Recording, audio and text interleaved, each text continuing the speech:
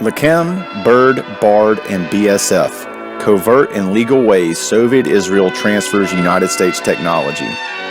In 1957, Russian Empire descendants Ben-Gurion, Shimon Peres, and a few Israeli scientists were determined from the start that their nation would be far ahead of its Arab neighbors in science and technology. They seriously believed that Israel could be among the top tech powers on earth, which would guarantee its military supremacy over the much larger nations surrounding it. Lachem, also pronounced Lacom, was an Israeli intelligence agency headed by Benjamin Blumberg from 1957 to 1981 and Rafi Eitan from 1981 to 1986. It collected scientific and technical intelligence abroad from both open and covert sources. It was disbanded in 1986 following the arrest of Jonathan Pollard for espionage on behalf of Israel and the Soviet Union. Pollard was a United States Navy intelligence employee in the Naval Anti-Terrorist Alert Center in Washington, D.C. He was paid for delivering large amounts of classified documents to Lachem agents. Pollard was convicted and sentenced to life imprisonment. The first director of Lachem, Benjamin Blumberg, proved adept at bureaucratic self-protection and managed to make himself and his highly secret agency autonomous within the Israeli intelligence community. By the late 1960s, Shimon Peres was particularly active in developing a technology penetration and acquisition network to help the industry he had done so much to father. While the network, with Lachem at its heart, operated all over the world, the United States was the main target. The reasons were obvious. The U.S. was and remains far ahead of the rest of the world in technological research and development, and at the same time was on the best of terms with Israel. While a retired KGB official would not have been allowed to take a tour around the Lawrence Livermore Laboratories south of San Francisco, Yuval Ne'eman, a veteran of military intelligence, was. At the time of his tour around the Secret Research Center, Ne'eman was supposedly no more than a disinterested academic. When the FBI attempted to get him to register as an agent of the Israeli government, the CIA intervened to get the demand quashed. While Lachem functioned as one direct instrument of the Ministry of Defense in the United States, the military purchasing mission in New York serves as another. The mission is the direct institutional descendant of the old covert arms smuggling office run by Teddy Kollek above the Copacabana nightclub on the East 60th Street. These days, it functions in a rather less exotic setting, the sixth floor of a nondescript office building on 3rd Avenue. Whereas in the early days, Shimon Peres would have to go to rich Jews like the Bronfmans to ask for money for arms and be told to go and change his socks, the mission now has at least $1.4 billion a year to dispose of, courtesy of the U.S. taxpayer. As its name suggests, the mission does the shopping for the Israeli Defense Forces and the United States, spending the military aid money that arrives promptly every year, the beginning of the financial year, in October.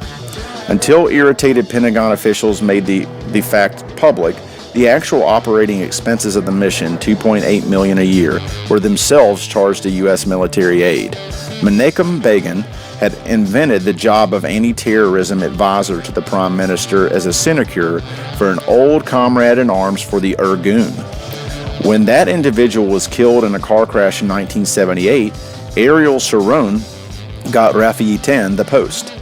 Finally, after Begin won the 1981 general election and formed a new government, Sharon became Minister of Defense, the job he had wanted for a long time. Hardly had he moved into the Kira when he dismissed Blumberg and appointed Eitan as head of Lachem. It was an auspicious time to be taking over an espionage agency specializing in defense technology. The recently installed Reagan administration was engaged in bolstering the Pentagon budget to undreamt-of heights. Money was pouring into military research and development. Friends of Israel, such as Stephen Bryan, were well represented in senior positions. Richard Pearl, Bryan's boss, had actually been lobbying for an Israeli defense corporation when he moved into the Pentagon. Formal recognition of the enhanced defense relationship between the two countries came with the Memorandum of Understanding on the Military Cooperation signed in October 1981.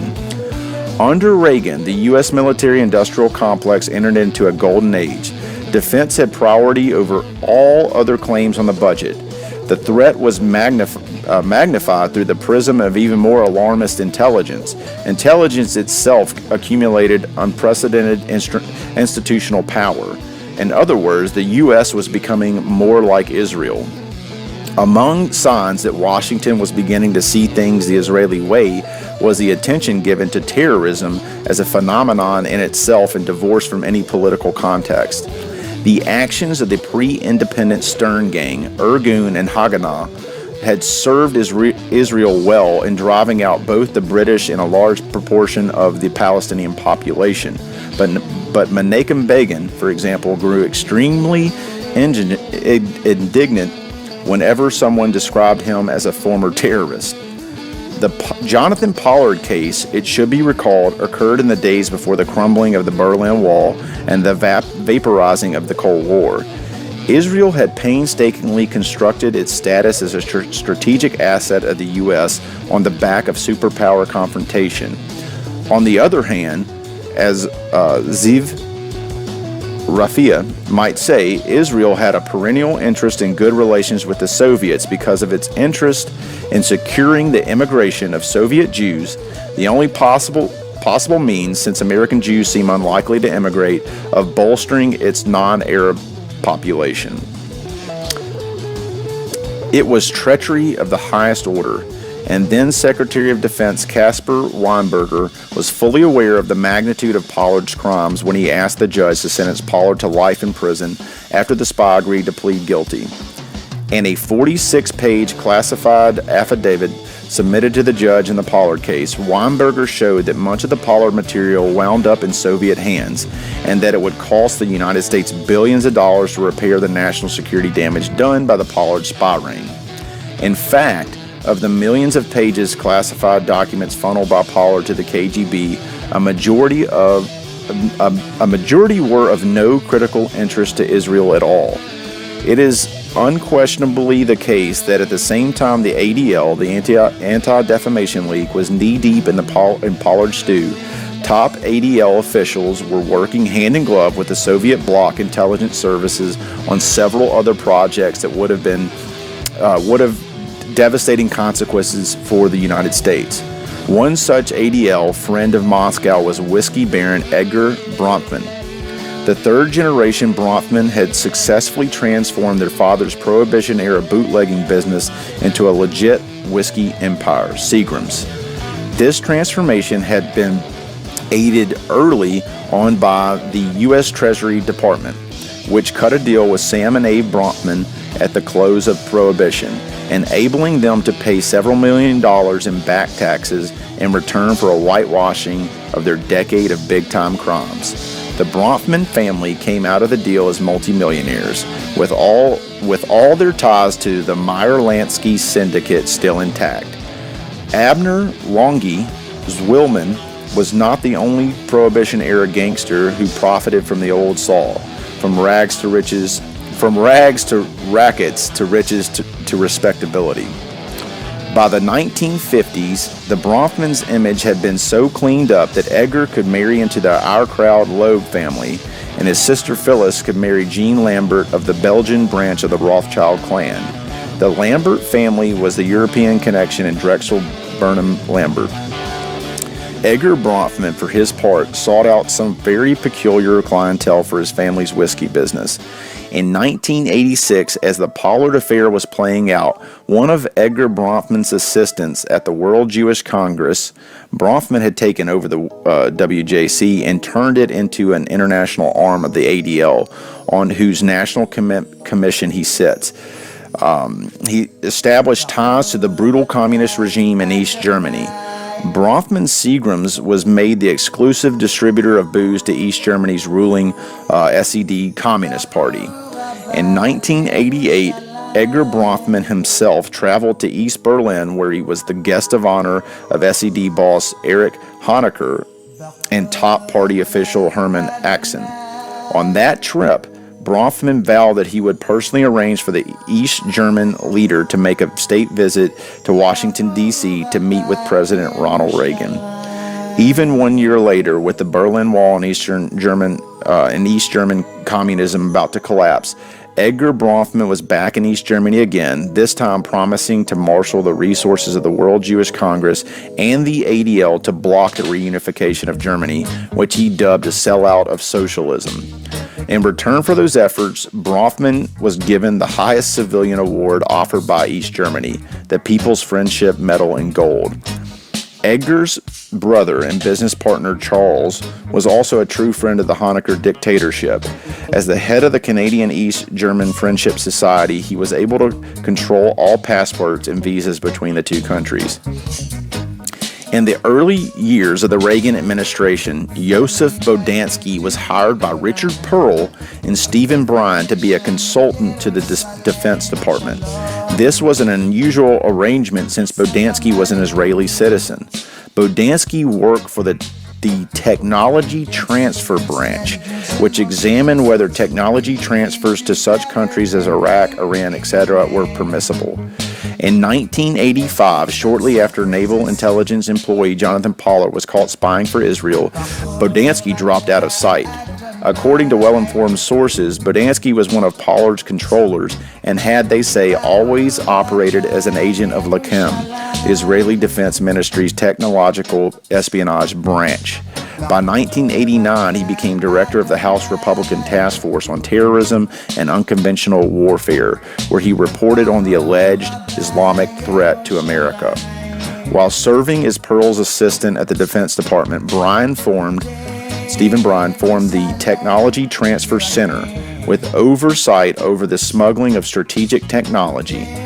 Bryan hired Pollard's reported handler, Joseph Bodansky, to serve at the center, as well as Michael Ledine's wife, Barbara Ledine. One Israeli intelligence operator sent to the United States to work on the Lavi project was Joseph Bodansky, a partner with Washington Times editor Arnaud de Bourggrave in Mid-Atlantic Research. Bodansky had worked with the Mossad-tied Stephen Bryan and Richard Pearl at the U.S. Defense Department. According to Israeli intelligence sources, Bodansky was also Lachem handler of Jonathan Pollard. On February 19, 1988, Washington Post associate editor Bob Woodward published a front-page story detailing the Pentagon and CIA's futile search for Mr. X, the designation for a high-level intelligence community mole who is believed to be providing Pollard with top-secret code numbers of classified military documents that Pollard would then pilfer and pass on to Israeli and Soviet intelligence. Shabtai Kalmanovich, a Russian-born Israeli multi-millionaire, soon to be tried in Israel as a KGB spy, widely believed to have been one of the Israeli-Soviet back channels through which the Mr. X loot was shared with Moscow. According to one Pentagon source, the elusive Mr. X is actually known to be an entire cell of shared Soviet-Israeli agents, rather than just one well-placed individual. While Woodward's headline-grabbing revelations about Mr. X were aimed at blocking the Department of Justice from shutting down its Pollard investigation altogether, under reported strong pressure from State Department Chief Counsel Abraham Sofaer and Secretary of State George Shultz himself, Pentagon and CIA officials have been reportedly aware that they are dealing with an X committee buried deep inside the American national security establishment. One version of the X Committee list reportedly passed from the Office of the General Counsel to the Secretary of Defense and on to the FBI early this year contained such prominent Reagan administration figures as Fred Eichel, Richard Pearl, Stephen Bryan, Doug Feith, Andy Marshall, Henry Rowan, and Frank Gaffney Jr. All were, up until very recently, senior officials at the Pentagon, the Arms Control and Disarmament Agency, and the CIA's National Intelligence Estimates Board, 1988. In December 1987, another Soviet-Israeli spy, Shabtai Kalmanovich, was arrested in Israel, this time on charges of spying for the KGB. Like Pollard, Kalmanovich was also a Mossad agent, and had used his Mossad affiliation as a means to infiltrate U.S. intelligence. The implications of the Kalmanowicz case have also been buried by the same network which protected Pollard. The agency which planted, protected, and paid Pollard is the Israeli U.S. Binational Industrial Research and Development Foundation, also called BIRD, an intergovernment organization which acts as a channel between the U.S. Treasury and State Department and the Israeli Defense Ministry and Mossad. The organization is a product of Henry Kissinger's tenure at the State Department and one of dozens which have been used to run joint U.S.-Israeli covert operations of the sort typified by the Iran-Contra sales. Key BIRD activists include Meir Amit, the former director of both the Mossad and Israeli military intelligence, Yuval Ne'eman, Minister of Science and Development, the former Deputy Director of Military Intelligence and father of the Israeli nuclear bomb, Dan Tolkowski, former Chief of the Israeli Air Force and founder of one of Israel's top arms smuggling firms, Elron Elbit, Itzhak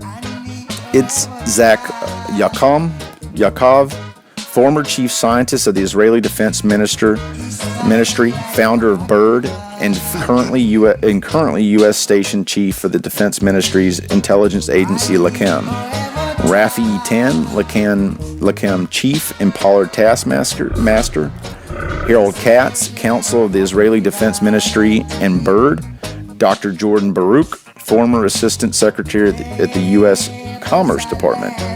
Pollard was paid for his espionage by BIRD's counsel, Harold Katz. He was tasked by the Israeli Defense Ministry's intelligence agency, Lakem, whose U.S. station chief is Itzhak Yaakov. Pollard was protected by a network within the U.S. Justice Department, including a former Criminal Division Director, Bill F. Weld, and former Deputy Attorney General Arnold I. Bums, who are both linked to BIRD.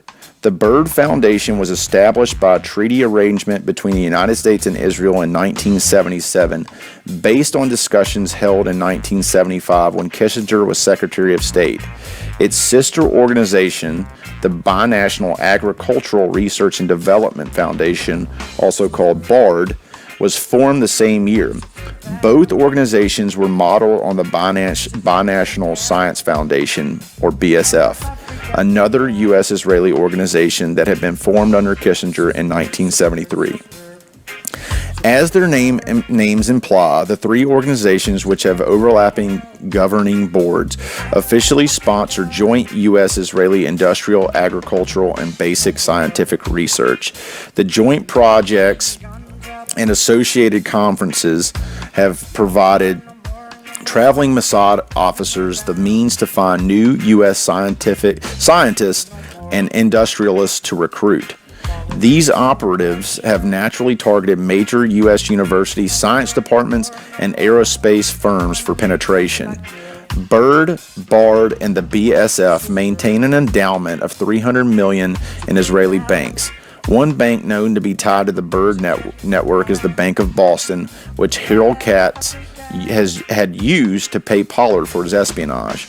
In 1984, then U.S. Attorney in Boston, Bill Weld, protected the Bank of Boston when it was caught laundering over $2 billion in illicit funds used to finance intelligence operations such as BIRD.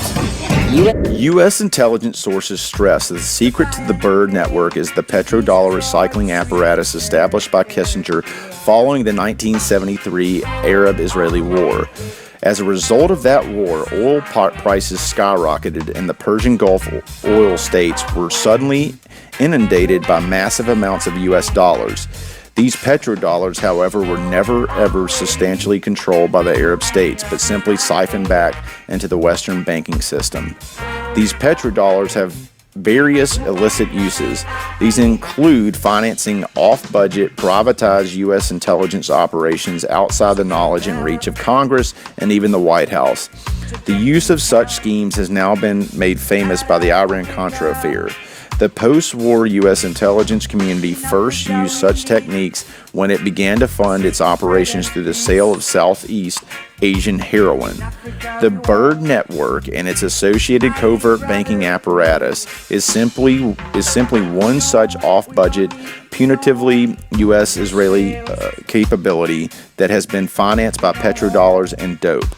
Since 1973 in particular, the post of Assistant Secretary of the Treasury for International Affairs has been one of the most important in U.S. intelligence since occupying that position ensures the continuing protection of this unofficial apparatus.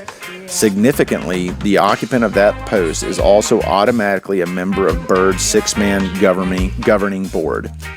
It is no coincidence that Assistant Treasury Secretary David C. Mulford had been the principal foreign advisor to the Saudi Arabian Monetary Agency, or SAMA, about how it should handle its petrodollar investments prior to his Treasury appointment in 1984. Mulford's post in Riyadh beginning 1975 was held by virtue of the fact that he was the Director of International Operations at White Weld, William Weld's, or Bill Weld's family firm. Weld's firm held an exclusive contract with Saudi Arabia and a major contract with Kuwait to manage their petrodollars and foreign investments following the 1973 Arab-Israeli War. At this point, you may be confused. Israel and the Soviets are ideological allies. Both follow the ideas of Karl Marx, so both are communist/socialist.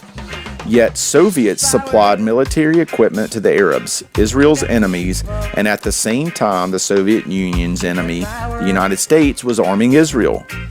To understand the treachery which Zionist Bolshevik Jews are capable and to understand the treachery which took place before and during the 1973 war, I must explain the New York, Moscow, Tel Aviv triangle.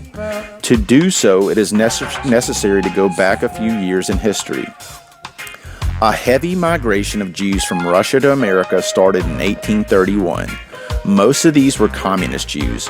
So many of these communist Bolshevik Jews settled in New York City that New York has been referred to as Moscow on the Hudson. It has been pointed out, and with good reason, that decisions regarding communist policies come not from Moscow, but from New York City. Whether this is a fact or not is immaterial.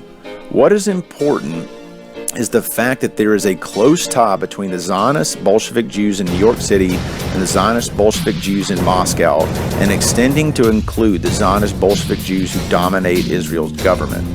The Zionist power of the U.S. government in Washington, D.C. stems from the Zionist Bolshevik centered in New York City.